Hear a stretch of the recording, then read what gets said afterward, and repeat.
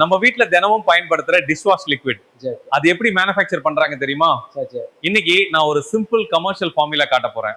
Dishwash liquid தயாரிக்க சில முக்கியமான ரா மெட்டீரியல்ஸ் இருக்கிறது. முதல்ல SLES, இது மெயின் சர்ஃபெக்டன்ட். இதுதான் கிரீஸ் ரிமூவ் பண்ண உதவும். லாப்சா, இது கிளீனிங் பவர் அதிகப்படுத்தும்.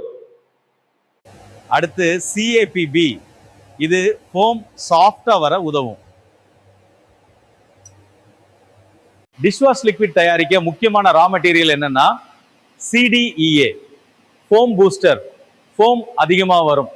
அதுக்கப்புறம் சால்ட், வேடி திக்னஸ் கண்ட்ரோல் பண்ண, இன்னும் பெர்ஃப்யூம், கலர், ப்ரிசர்வேட்டிவ், இந்த மெட்டீரியல்ஸ் பேலன்ஸா இருந்தாதான் டிஷ்வாஷ் லிக்விட் நல்ல பெர்ஃபார்மன்ஸ் கொடுக்கும். இப்போ ஒரு சிம்பிள் 10 லிட்டர் ஃபார்முலா சொல்றேன். வாட்டர் 7.5 லிட்டர், SLES 1.2 கிலோ, லாப்சா 400 gram. Next CAPB 300 gram, CDEA 200 gram, preservative 20 gram, salt 120 to 150 gram, perfume 20 ml, color little quantity. இந்த ஃபார்முலா ஸ்மால் மேனுஃபேக்சரர்ஸ்க்கு சிம்பிளாகவும் காஸ்ட் எஃபெக்டிவாகவும் இருக்கும். நான் இப்போ ப்ராசஸ் சொல்லிக்கிறேன், நீங்க வீட்டில் ட்ரை பண்ணிக்கலாம். முதல்ல வாட்டர் ஆட் பண்ணுங்க, அதுக்கப்புறம் SLES ஸ்லோலி ஆட் பண்ணி மிக்ஸ் பண்ணுங்க.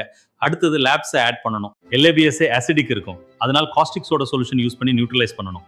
அதுக்கப்புறம் CAPB ஆட் பண்ணுங்க, பிறகு ஃபோம் பூஸ்டர் ஆட் பண்ணி மிக்ஸ் பண்ணுங்க. லாஸ்ட்ல சால்ட் கொஞ்சம் கொஞ்சமா ஆட் பண்ணி திக்னஸ் அட்ஜஸ்ட் பண்ணணும். அதுக்கப்புறம் பெர்ஃப்யூம் தேவையான அளவு ஆட் பண்ணுங்க. நல்லா மிக்ஸ் பண்ணினா ப்ராடக்ட் ரெடி ஆகிடும்.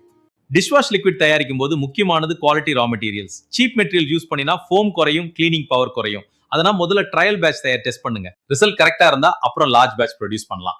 இந்த மாதிரி கிளீனிங் ப்ராடக்ட்ஸ் மேனுஃபேக்சர் டிப்ஸ் தெரிஞ்சுக்கணும்னா சேனலை சப்ஸ்கிரைப் பண்ணுங்க. வீடியோ யூஸ்ஃபுல் இருந்தா ஷேர் பண்ணுங்க. நன்றி மக்களே.